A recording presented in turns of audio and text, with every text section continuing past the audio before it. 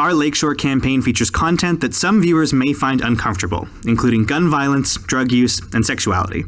For more detailed information, including full content warnings and transcripts, check out the show notes or our website, therealmscast.com.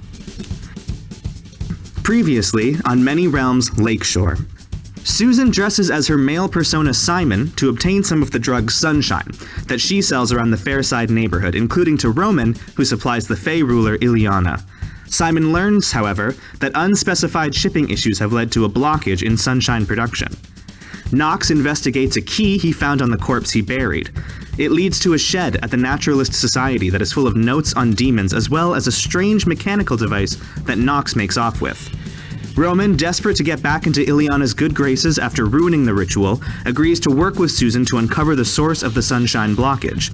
Meanwhile, Kitty Yanakis enjoys an afternoon picnic in the park with her husband Philip and stepdaughter Betty. She has a funny feeling when she sees Knox making off with the device, and later when she attempts to channel a vision of Philip, she instead sees a demonic Knox standing over a body in a burning building.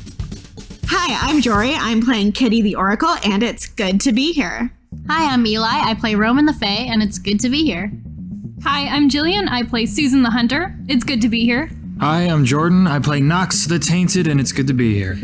I'm Jesse. I'm your MC, and my legs go on for days. If you come across my toes, let me know. This is Many Realms.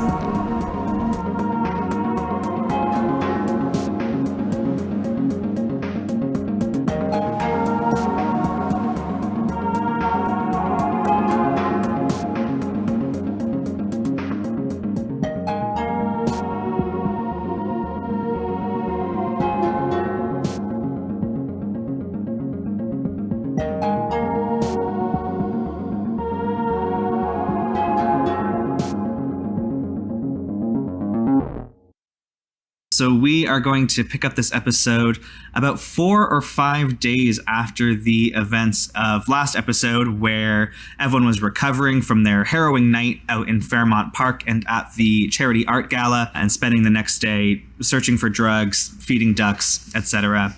Now we find ourselves a few days later at the Naturalist Society in Fairmont Park, where Susan Starling, I think, is going over some of the notes that she has made in the past week. Susan, what have your last few days been like?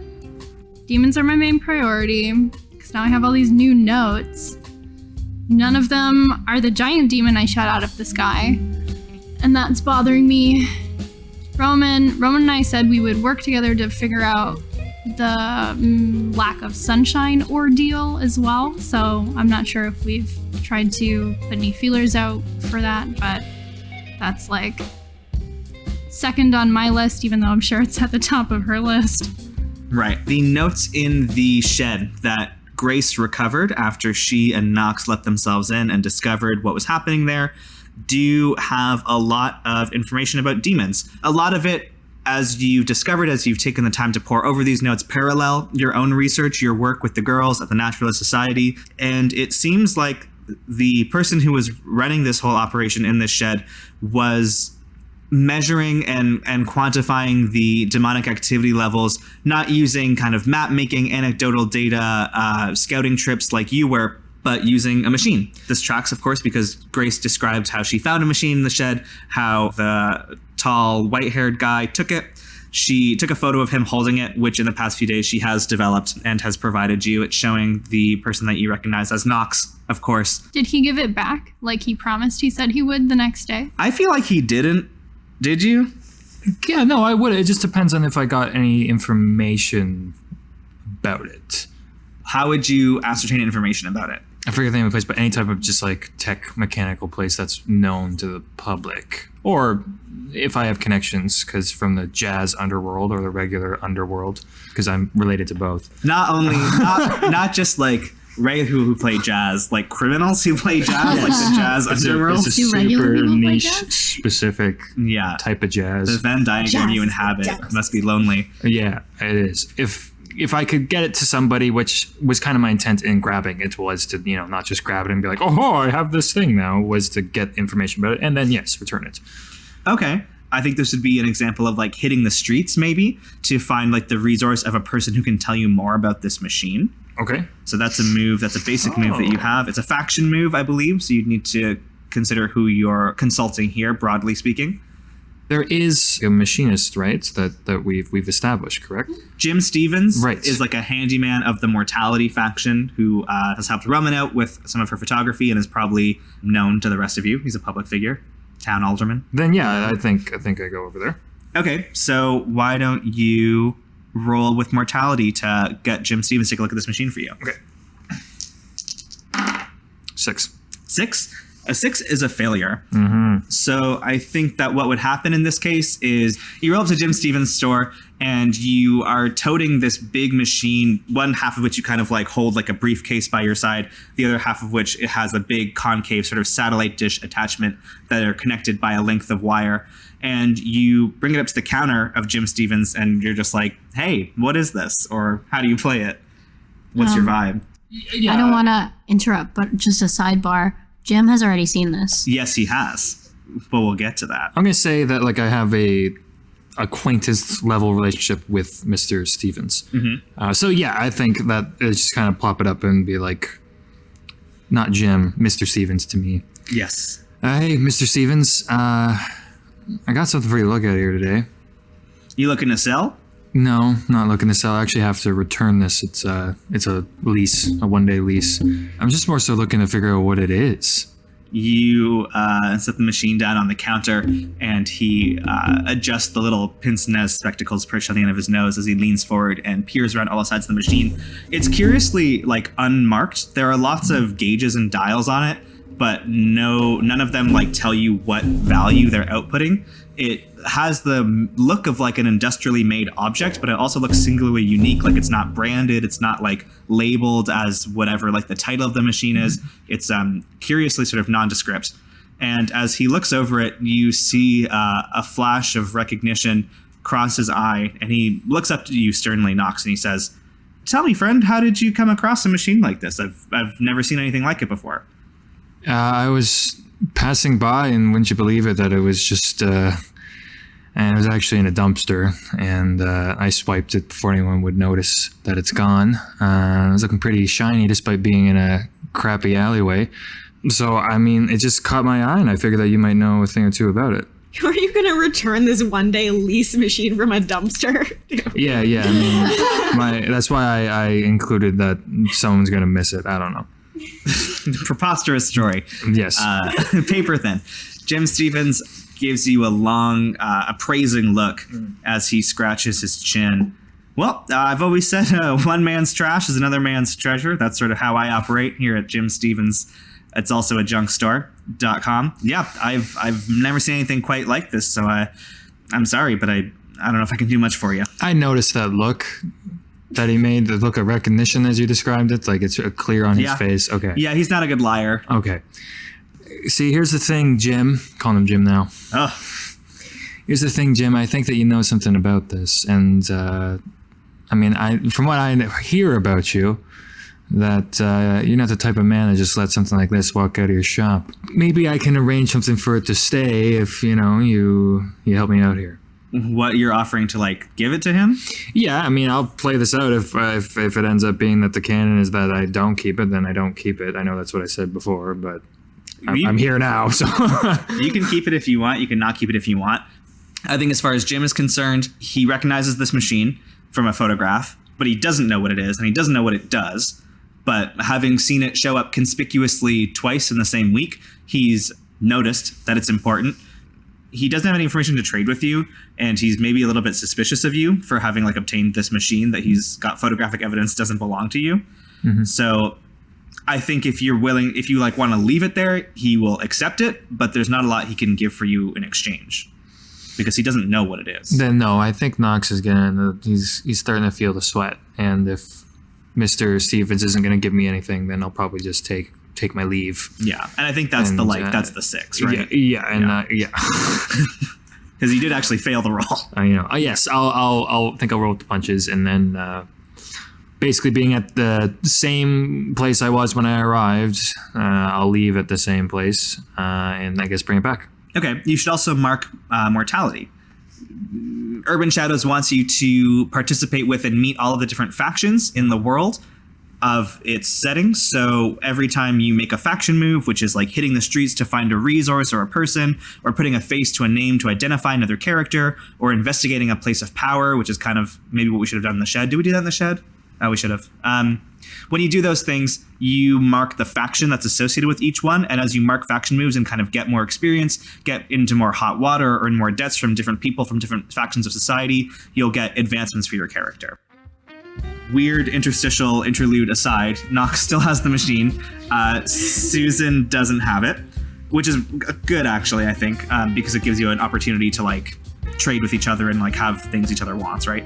Because what Susan does have is all of the notes from the shed that Grace very studiously collected and, like, alphabetized and ordered for her perusal.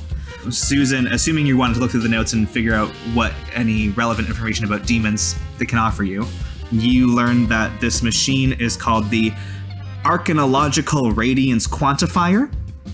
It's often abbreviated to just the ARQ, the ARC. The documents compiled by Grace and the other naturalists also show some information on like how to operate this machine. Without the machine themselves, are kind of useless, but it is good that you do have that like compounded piece of knowledge. You also have a lead in one margin of a page describing how one of its various meters and dials works. There is a name and an address listed of one Angela Whitcomb. And then mostly as far as the demon information goes, again, it seems to corroborate with your findings, increase demon activity. Their notes go back a couple months earlier than yours, in fact. They've been measuring this for even longer than you have, this recent like spate of increased demon activity. But they agree. It's all along the eastern side. It's like pushing into the developed area Fairside more and more. And there are increased acts of violence which correspond to higher levels recorded by the ARC. Okay, does it give me any information on like where the Hellmouth is? There are multiple Hellmouths in Fairmont Park, by which we mean like demon portals and fey portals. The ones that are not, say, created in like a ritual like Ileana was attempting, but you could call them more like organic portals if you wanted. Those portals are like seasonal. They come and go. There are times when they're smaller and less active. There are times when they're bigger and more active. And they also can like physically move around. Fairmont Park is like just a nexus of like all of this energy, and the energy manifests. It's almost like lightning strikes when a portal just like opens somewhere in the park. It might stay open for a day, a week, a month. And when you do find them, you can track them, and it does help your hunt a lot, but it's maybe beyond like a human comprehension of how to use that information to like anticipate future portals, say, or like figure out how to close portals. Like that may be something you're interested in researching and something we can incorporate into this campaign, but that's not something you know how to do yet. Does that make sense? Mm-hmm. Yeah, I think at this point I'm very curious about how this machine can make hunts more efficient. Yeah. And I'm upset that it hasn't been returned because I'm already suspicious of Nox as a person. Who isn't? He's running around raising suspicion like it's his job. Yeah. And I would love to get in touch with him. Like, I'm dying to talk to him. Maybe he has more information about the demon that attacked him. You know, want to know how that shoulder's healing. Funny enough, call it like a Thursday afternoon as you are pouring through these notes and like semi-villain like scheming. I feel you're almost in like a lair. You're like, the web's tightening. There is a knock at the door to the Naturalist Society. Great, I open the door. And outside the door, you see two people. You see a slim, small woman with dark, very expertly coiffed hair. She is wearing a suit. And next to her is a tall man with short blonde hair, like buzzed almost to the skull. He is easily 6'2", 6'3", 300 pounds, stuffed into a cheap suit. They're both wearing dark glasses in this sunny afternoon. And the woman steps forward and shakes your hand. How do you do? Hello? My name is Max. This is my associate Mickey here. We were just wondering if we could ask you a couple of questions. What is this regarding? Well, you see, we here are just trying to track down a friend of ours that we believe might have been around the Naturalist Society recently. So I didn't catch your name? Ms. Starling? Miss Starling, it's wonderful to meet you.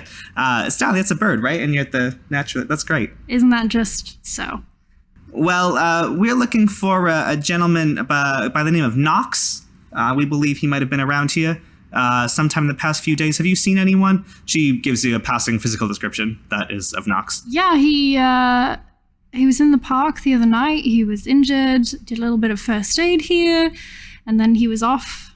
Sorry, I haven't seen him since. I don't know him personally. Oh, you don't have an address or anywhere he might work or anywhere we could kind of contact him? It's an urgent matter. Oh gosh, no. Didn't get to that level of conversation. Okay.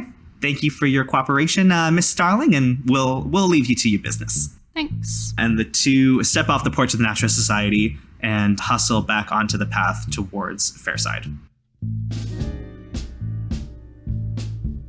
Kitty, you're at home on this Thursday afternoon when you receive a telephone call. Hello? It's Ivy.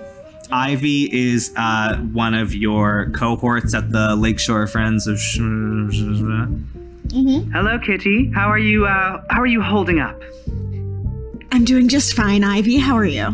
Oh, I'm grand. I'm just grand. It's only we haven't seen you at the last meeting, so I just wanted to check in and make sure everything was all right with you. I thought maybe you weren't feeling well. I was feeling a little ill after the event. I think, being out in the cold for a little bit, it got to me, but I'm doing much better now. I'm very glad to hear that. I'm very glad indeed. Kitty, there's another reason I'm calling. I suppose it's just best to come right out and say it. The ladies and I were talking at the last meeting, and we feel that just because of the nature of the gala last week and what we heard occurred and what we saw, we've decided it might be best for everyone and the society if you maybe stepped back from the gala for the next year. Jesse, stop firing me. I just love firing Jory. It's my weird fetish. I'm sorry, but I'm doing it again. You can't stop me. Look, Ivy says, I know it's hard to hear, and I assure you we don't mean anything personal by it, only that because understandably of the stress that you must be under after what happened, it's just we wouldn't want you to have to deal unduly with the pressure of doing another gala like that. Maybe the summer art fair we can pass on, and then maybe we can talk in the fall about the fall art auction. I completely understand, Ivy. There's no hard feelings. I hope we can work past this, and next time I have an opportunity to do a gala or any event, I promise it will go without a hitch. Of course, Kitty. We have the utmost faith in you, and we just want you to be well and to take your own time and really heal. Great. I will heal. Thank you, Ivy. Thank you, Kitty. Ta. She hangs up her phone or gets her butler to or whatever. Yeah, you just got super fired again. Whoop. That's one thing that happens. I think another thing I want to talk about also, and why you missed the meeting and why you've been sort of maybe just kind of hanging at home lately, I think based on what we talked about from the last session, that to me, it seems like Kitty feels very like haunted. Mm-hmm. She is very stressed out by her like multiple brushes with the supernatural, which was like a very small segment of her life that she had completely under control and is now like a rapidly growing segment of her life that she has no clue about. Mm-hmm. So I think maybe you have been feeling a little bit withdrawn. Philip and Betty have definitely noticed. And I think you might be, I don't know, how are you like coping with that? Yeah, I think you're right. I think I would react to that by isolating myself a little bit. It's like Kitty's a pretty internal person. Mm-hmm. I also think I would cover that up with a face and like, oh, I'm just having a spell. Mm-hmm. The vapors, whatever. There's asbestos in my apartment. You know how these things are. Eating lead chips again.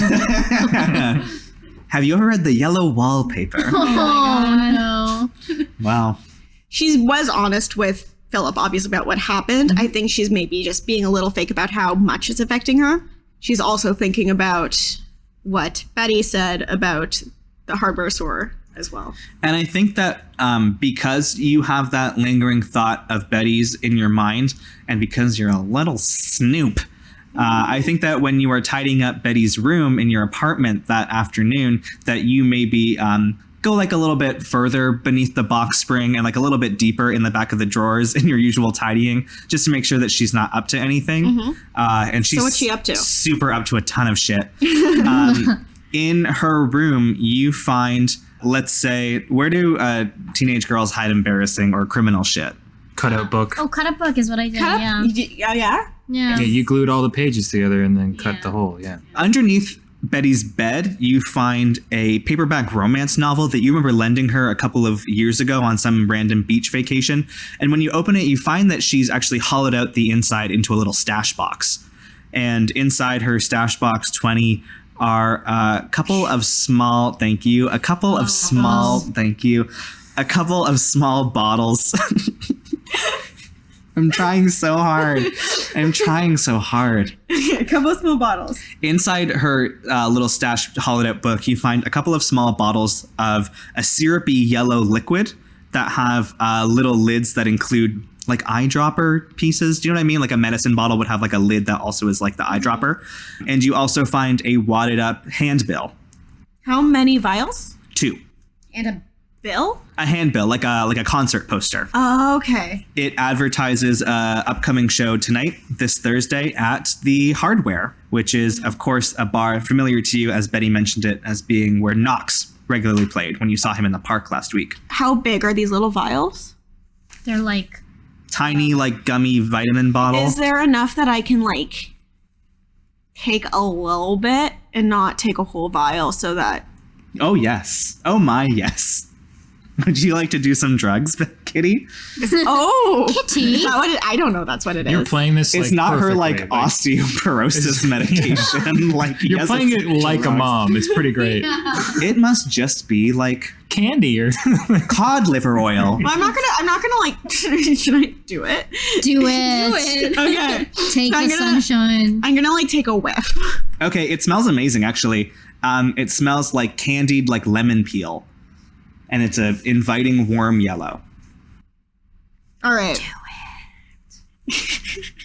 I'm being peer pressured. By like the ghosts in your brain. Okay, I dab it like salt in a tequila shot.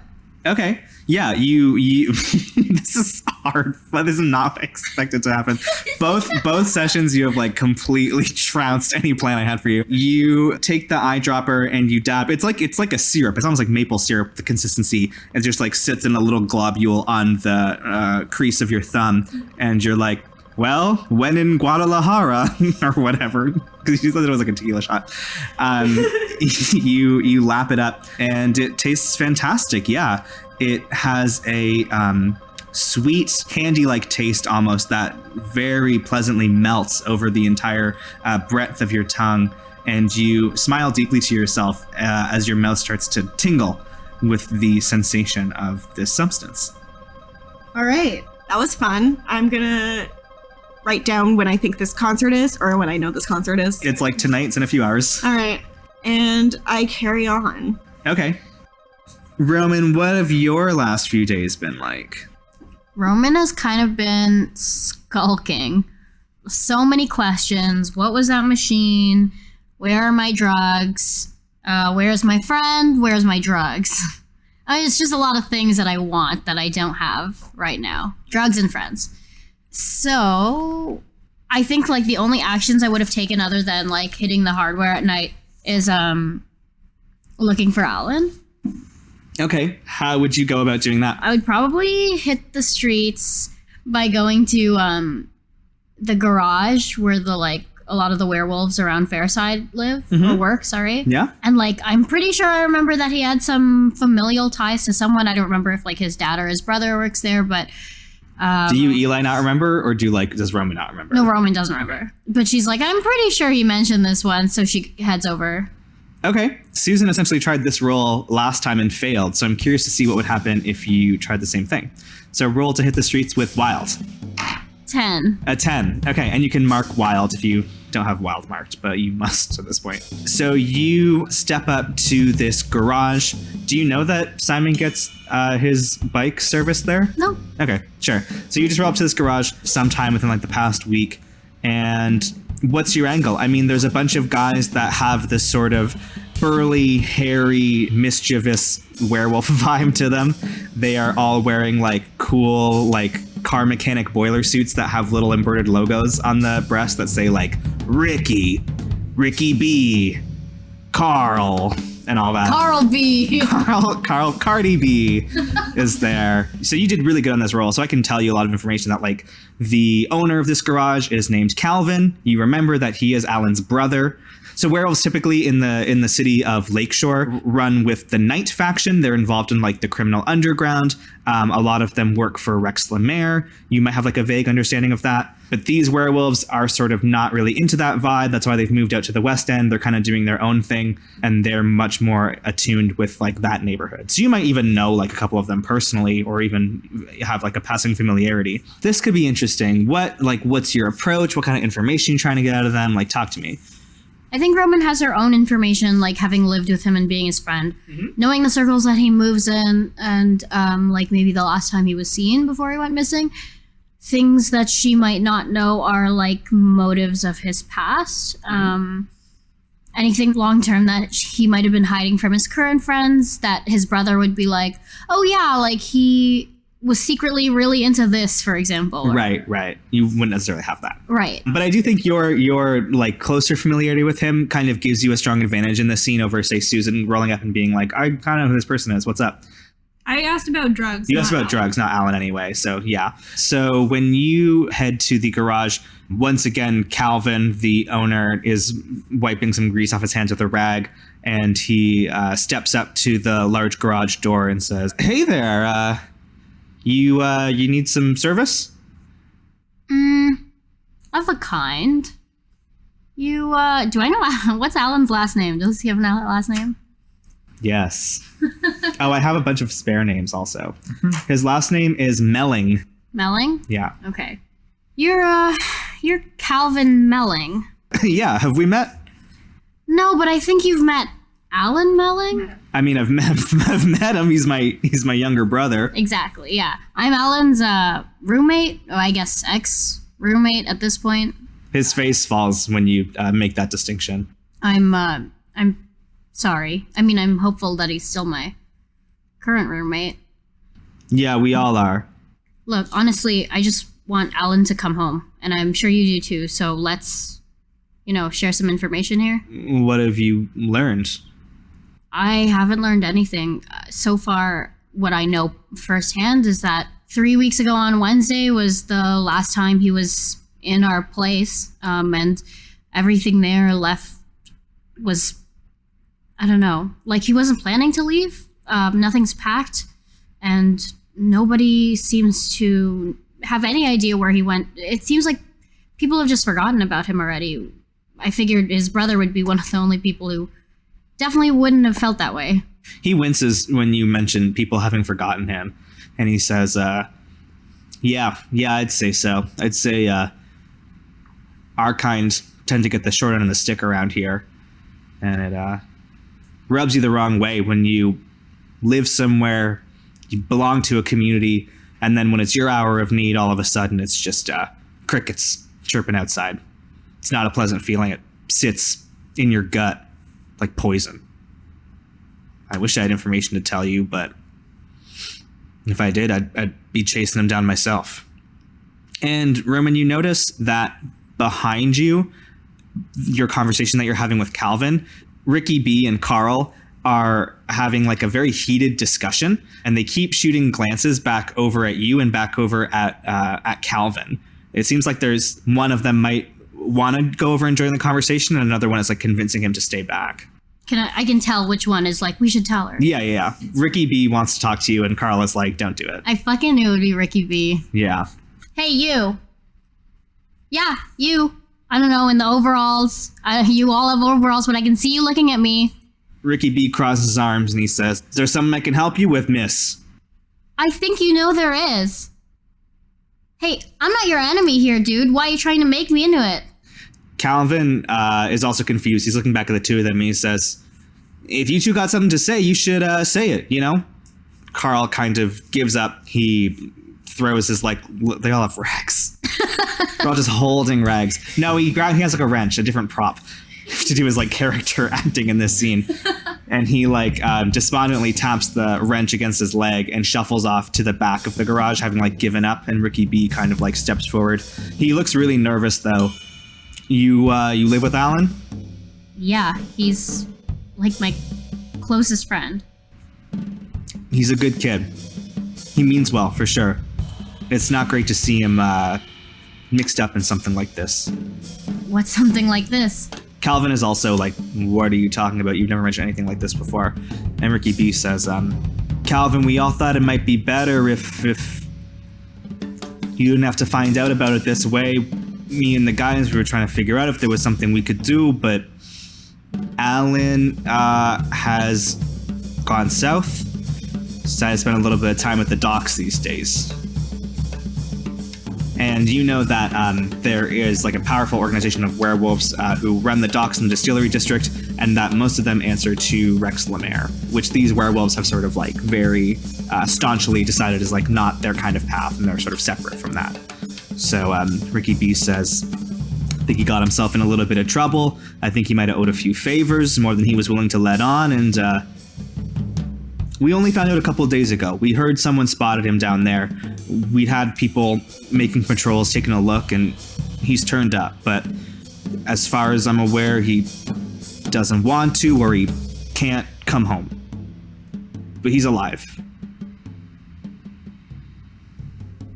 He's alive. We only just found out. We were trying to figure out how to tell you, Cal. Does Calvin have anything to say to this? Calvin is shocked, and he looks at you for a second and then back at Ricky B, and then his hand curls into a fist and he socks Ricky B in the jaw, who yelps and like teeters backward into the brick wall of the garage.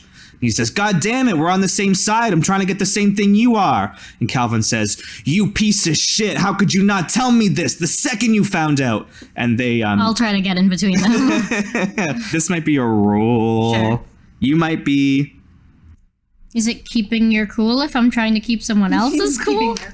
Keeping their cool. I think that you could persuade an NPC. Yeah, you're not keeping... You are still cool. Your cool is maintained. Yeah. So I think this is more about persuading an NPC. Okay. 9. Okay. So they're going to do what you ask, but they're going to modify the terms or demand a debt. So you're just trying to like stop a physical altercation from happening. And you're just going to like physically insert yourself between them and be like, stop it. Yeah. Or maybe be like, Calvin, Ricky told you he's not the one. Yeah, are you like trying to like engage with one of them over the other? Sure, yeah. I'm trying to calm Calvin down and convince him Ricky's not his enemy. Arguably like Carl is, but it's kind of a misdirected anger. Yeah, no, totally. So you leap in between them, and just as Cal is rearing up for another punch, you try to grab him and push him back. I feel like you're quite small. Yo, yeah. He's like twice your size, so you can't like physically force him to do anything, but he does stop when he sees that he's about to hit you instead of Ricky B, and he says, look, I get that you're all trying to help. I appreciate it, but I feel like your attempts might be a little bit misguided, and I think you might be getting into something that doesn't necessarily concern you. This might be a bit more of a family matter, if you catch my drift. I would appreciate it if you could let me discuss this with my family. That's me getting kicked out, basically, right? He is gonna calm down, but he's gonna ask you to leave, I think is like the term. Okay, yeah. So you like kind of shut off your access to more information. Yeah, no, that's fair. The other thing I kind of want to ask you about and think about is Ileana, of course, who is your Fae matriarch leader. She's like hugely pissed. Her access to sunshine has been cut off.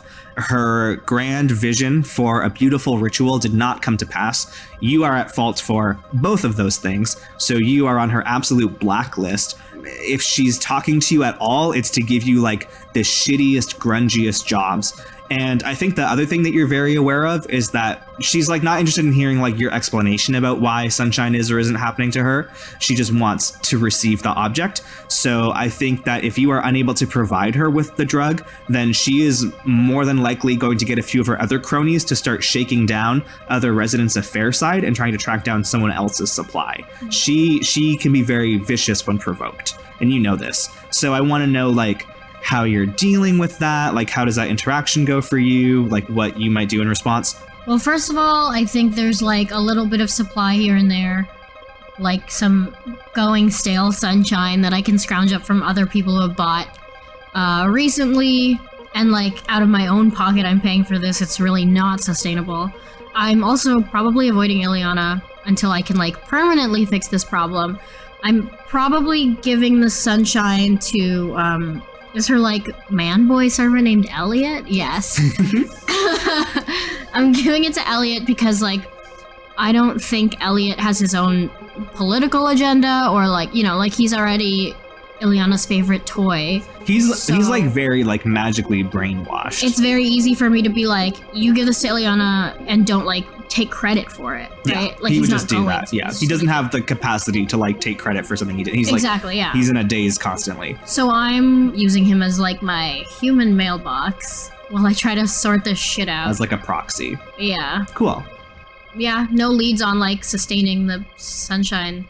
I think I would cap this by saying, if you do have like a dose, maybe the scene ends with you going to pick up another dose from someone you've paid through the nose. It's getting way too expensive. You can't afford this, but anything that can like win you back into Ileana's charms is a good idea.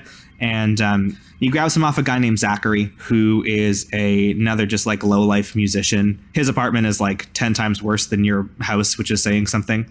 It's like a real like shabby hole. Oh, like he doesn't have a roof. The roof has a couple of additional skylights that really open up the place. And the little bottle he gives you is shockingly nearly full. Usually you're finding like little driblets that might keep Ileana going for like a day or two. And it's full, and the liquid inside is still that kind of cheery, sunshiny, trademark yellow, but it has almost like the hint of like a greenish tinge to it. Not something you've seen before. What's going on? You trying to quit, or why is there so much? He smiles and he says, well, I wouldn't be good at what I do if I gave away all my secrets, now would I? Can I figure someone out? This would be a great time to figure someone out. I'd love to figure someone out. An 8. Okay. You rolled an 8 with mine to figure someone out? Yes. On a 7 to 9, they hold one on you, so they can ask you one question, you can ask them one question from the list of questions that I'm not going to read again. Who's pulling your character strings? There is a blanket on like a shitty couch in the center of the room that passes for a bed. He also has a bed that's like more in the corner. This is like his guest bed. And at first you think it's just covered with like dog hair, like there was must be a dog around shedding, but you don't see any evidence of like any kind of pet. And as you follow him into his like shabby little room to get the stuff, you run your hand along it and it feels like Alan's fur. It feels like werewolf fur. Okay. That's enough information for now. So I'm going to take my drugs and go. He gets a question too. Oh, yeah. I think he wants a little bit of gossip, and he's going to ask you, what does your character worry might happen? And he's kind of phrase it like, so story on the street is that you're on the outs with Her Highness. Yeah, well, it's a little awkward. Thank you for bringing that up. Isn't everyone always on the outs with Ileana? They tend not to be for long. They tend to get back on the ends, or they tend to be outs, if you catch my drift. Well, sometimes you're on the outs with Ileana when you can't get her drugs, which is why I'm buying this janky shit from you. Bon appetit. So, Nox, you do have a show tonight. Woo! Nat and Jackson are really excited by it. You know your show's at the Hardware. Yeah. It's the first show you've played since you had like a pretty intense encounter with Ileana, who you know runs that place. Yeah. What's your like mood? What's your vibe? A lot's been going on, so I'm actually feeling pretty good. I get to take all that's been going on and been hard to process and let it flow through me into my art. You're like loading your gear in, Yep. in like the artist entrance to the Hardware. Yep.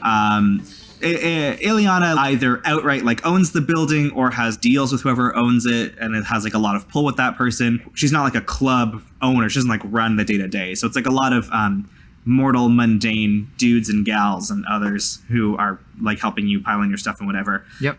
But I still think you kind of have like an uneasy feeling. Like as excited as you are, there is like a bit of a shiver as like, say, Elliot sits at the bar of hardware and drinks a little whiskey on the rocks and watches you with a kind of unsettlingly like placid and unblinking gaze as you set up your equipment and run through your levels. Why am I mean, to me, it just seems like currently at this point in time, Ileana's in my pocket, so...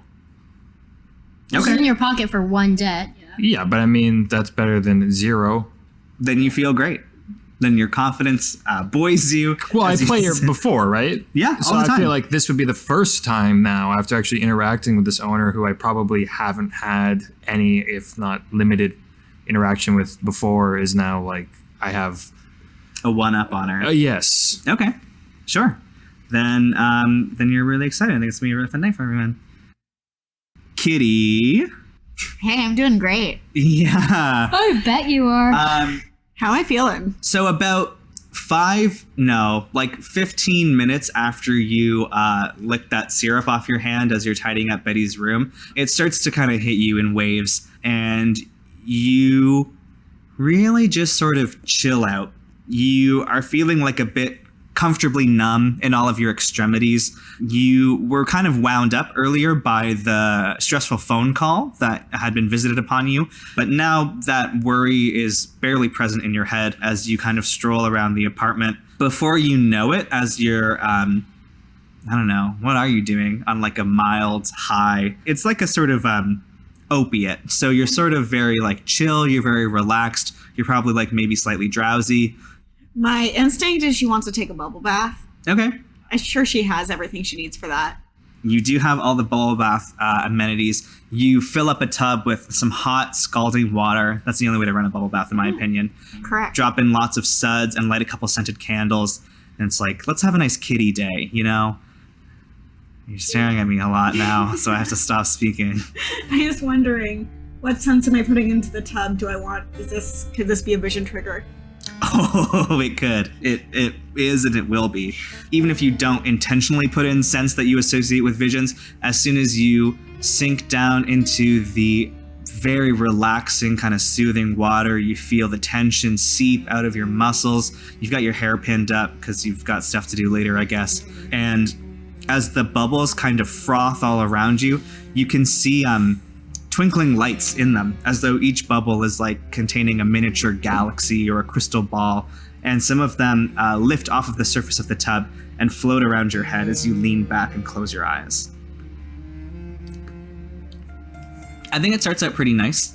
I think you see like a beautiful forestscape that has like strong, graceful looking trees, like wildflowers scattered everywhere. In the distance, you can see like deep blue cobalt mountains poking over a heavy rise. You're walking in like a white linen sundress through the sunny field. The breeze is blowing. You have the sensation that you're not alone, that you brought someone with you.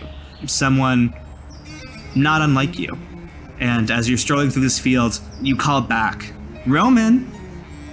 And then you spin around because you hear no reply. And instead of seeing Roman there in your vision, you see that same demon that you saw before.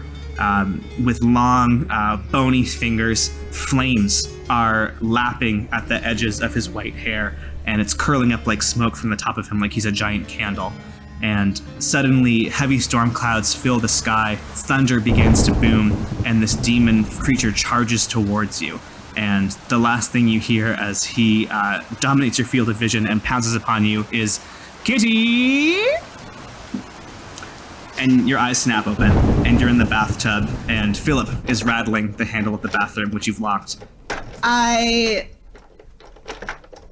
take a sec to gather myself. Mm-hmm. Oh, one moment. I need to speak with you. Are you busy in there? Do you mind?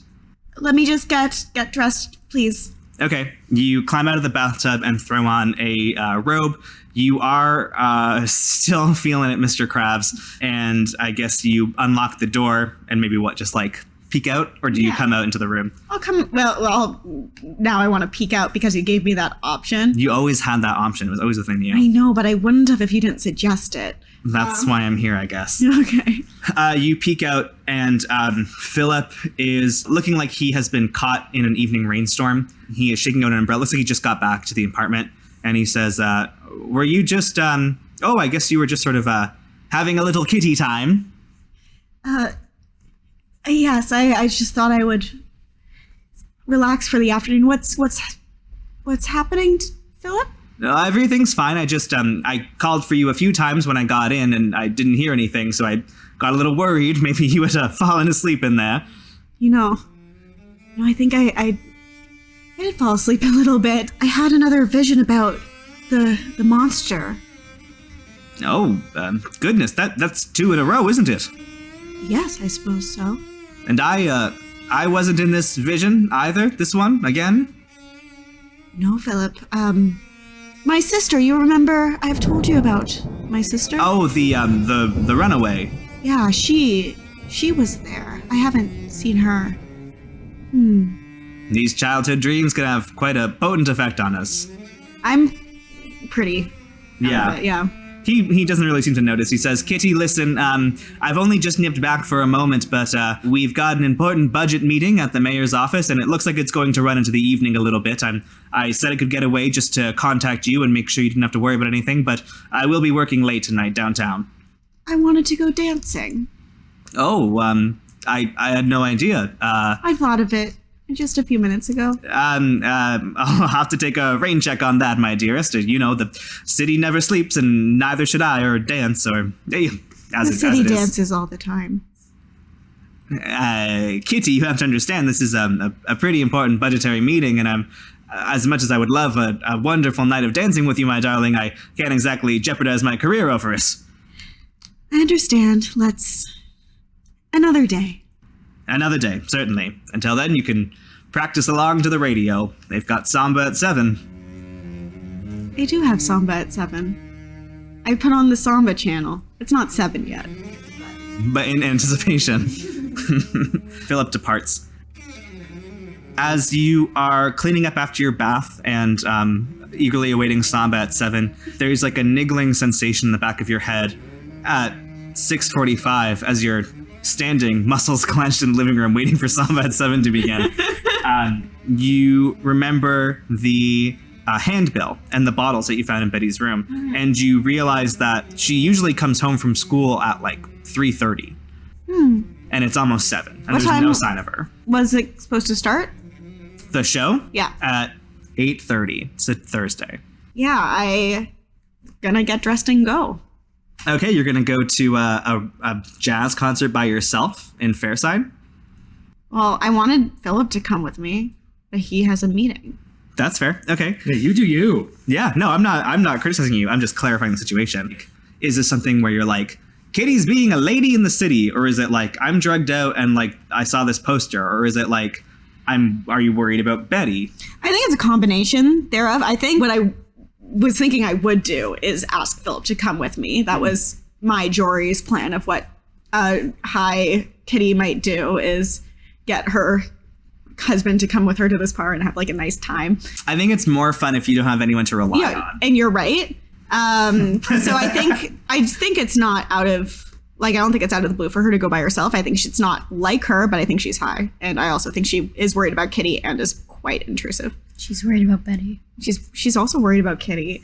I think you spend a little less time worrying about Betty and a little more time worrying about Kitty.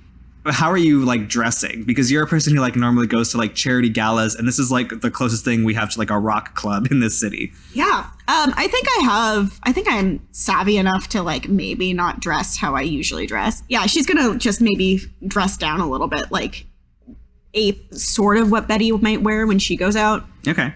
Does she wear things from Betty's closet? I don't think she's that. No, I think she'll just like unbutton a few buttons to her blouse and like not wear like 3 layers of petticoats, you know? Okay, then you call a taxi and you head on out to the Fairside neighborhood. Susan, you want to hunt demons. Mm-hmm. You know that there exists a powerful machine that will help you hunt demons better. Yep, You know that Nox has that machine. I do. Do you want to get it from him? Yeah, he stole it. He said he'd give it back. He lied to my staff. Okay. I think that you can very easily learn or already know that Nox will be playing at this club tonight. Yes. Yeah. I'm going there to, like, shake him down after the show.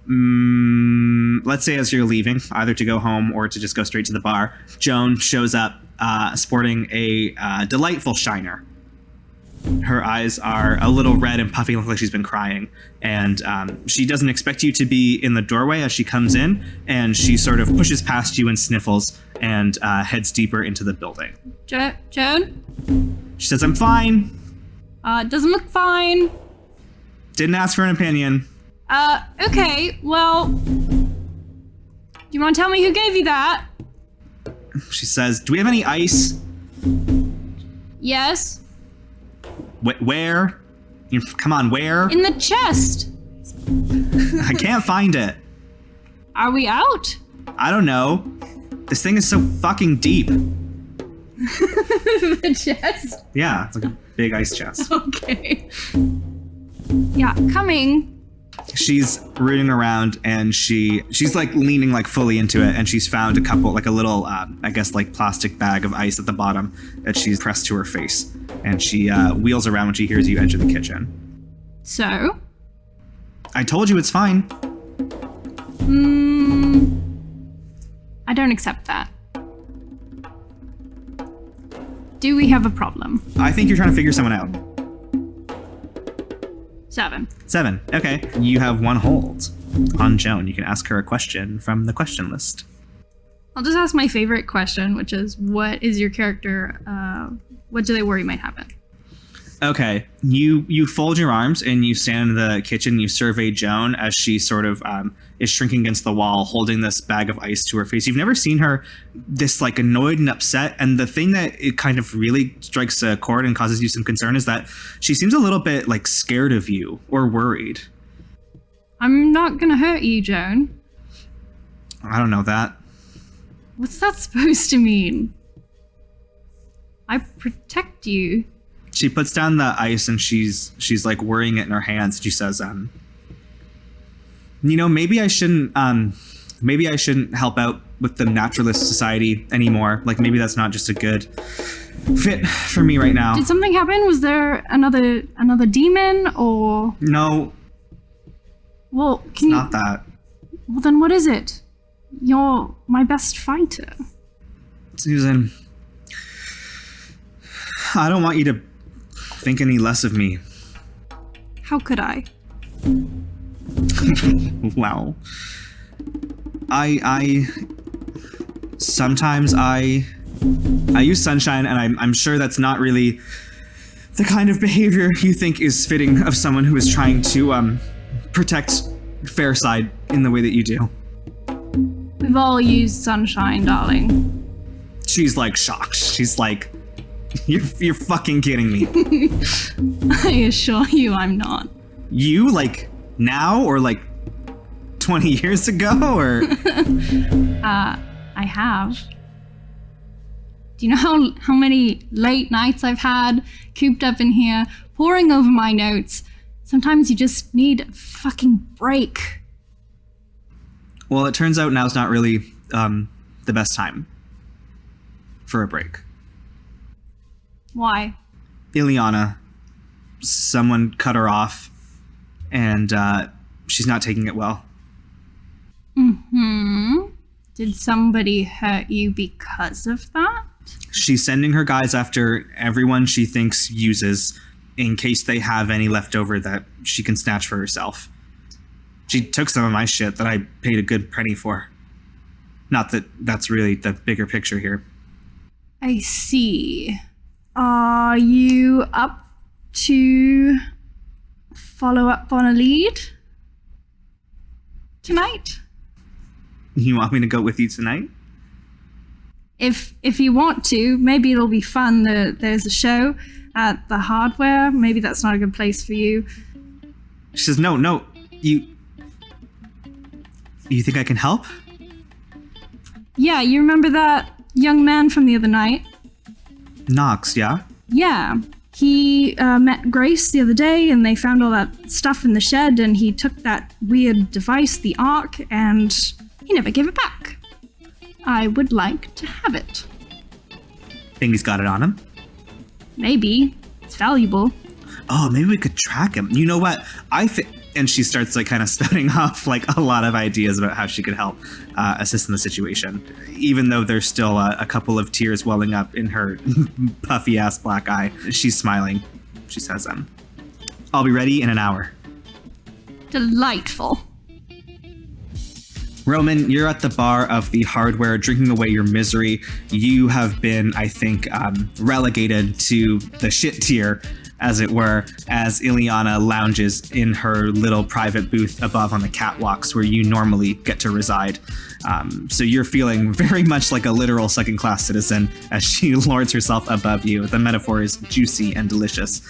And as you pound back another whiskey sour. Yeah. I know all your characters are at drink orders. I just haven't said them yet. You run your finger around the rim of your glass and stop when you hear what sounds like a bit of an altercation at the door across the room. You glance over your shoulder and you see the bouncer having some words with a short, slim woman with expertly coiffed dark hair and her companion, a huge, tall guy with buzzed blonde hair, both of them dressing in ill-fitting cheap suits. And covertly, out of the corner of your eye, you catch her palm the bouncer a couple of bills, and he sort of sniffs, folds his arms, and the two of them enter the bar without incident. They step up to the counter next to you, and you hear one of them straighten her jacket, put her elbows down in the bar, and take an appraising look at the hardware around her, and she says, "You know what, Mickey? I think this is the place." Thanks for listening to episode 3 of Many Realms Lakeshore. We'll be back on March 17th to see how the gang deals with these goons. If you're in the Toronto area, we'll also be at Breakout Con in downtown Toronto on Saturday, March 21st. We'll be hanging out, talking about the show, and handing out goodies. So if you're around, please come say hi. See you next time.